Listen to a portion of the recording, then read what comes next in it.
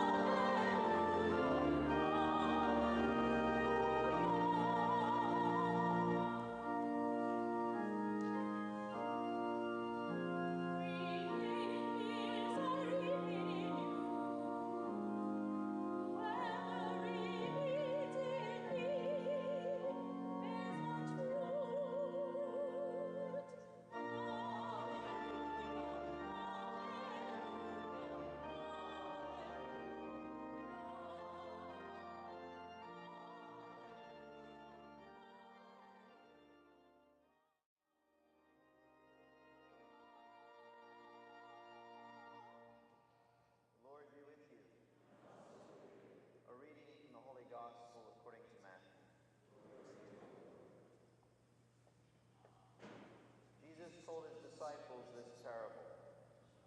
A man going on a journey called in his servants and entrusted his possessions to them. To one he gave 5 talents, to another 2, to a third 1, to each according to his ability. Then he went away. Immediately the one who received 5 talents went and traded with them and made another 5. Likewise, the one who received 2 made another 2. But the man who received 1 went off and dug a hole in the ground and buried his master's money.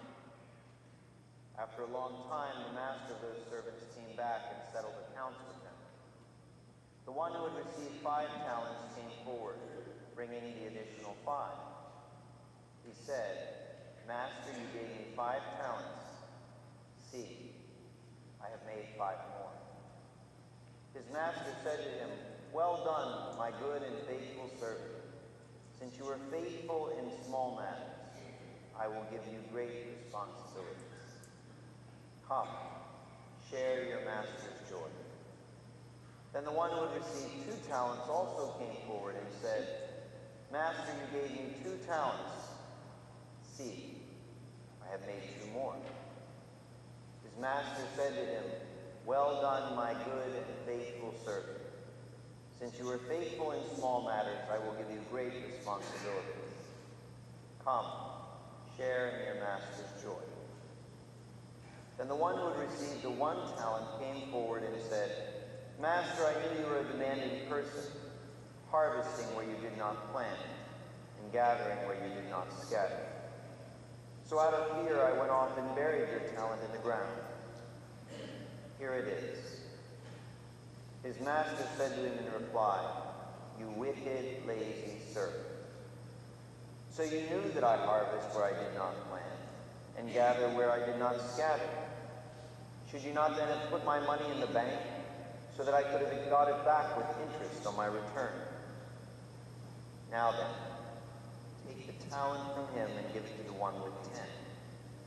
For to everyone who has, more will be given, and he will grow rich. But from the one who has not, even what he has will be taken away. And throw this useless servant into the darkness outside, where there will be wailing and grinding teeth. The Gospel of the Lord. Praise to you, Lord Jesus.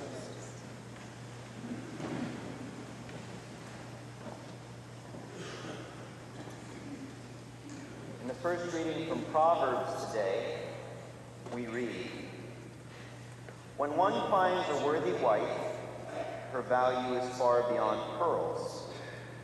Her husband, entrusting his heart to her, has an unfailing prize. She brings him good and not evil all the days of her life.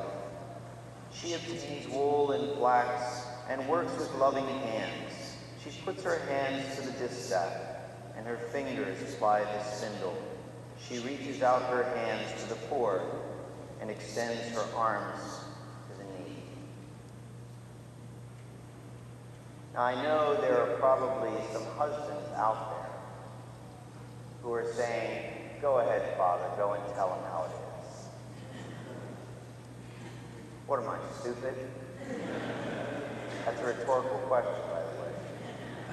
No, the women would storm the sanctuary. I know how this works. But if we think about this in a little more theological way, Jesus constantly refers to himself as the bridegroom.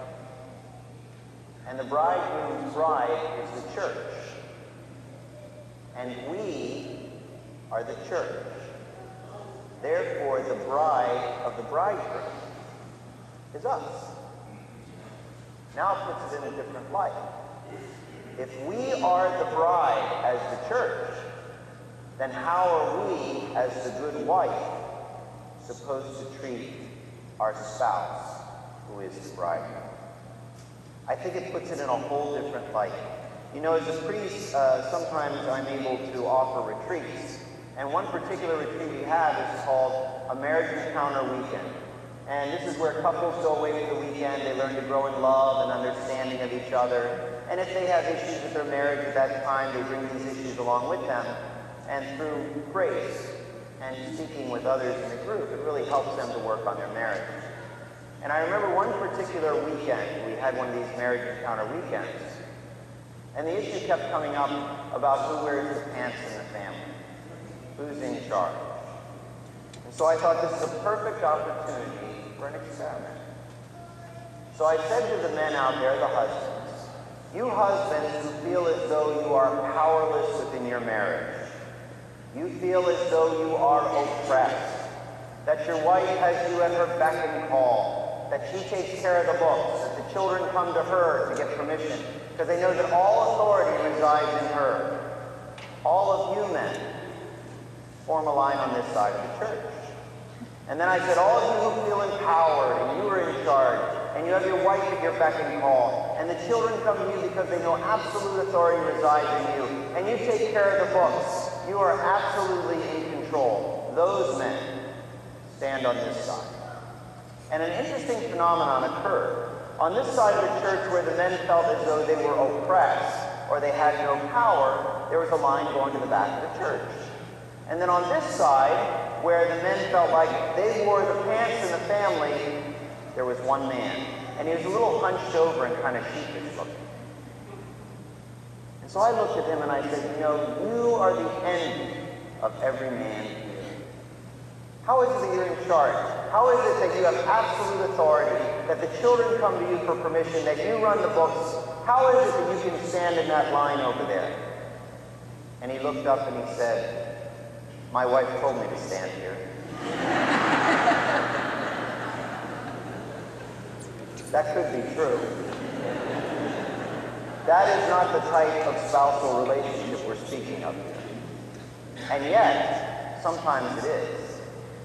If we're talking about being the brides of Christ, sometimes we are acting in that way.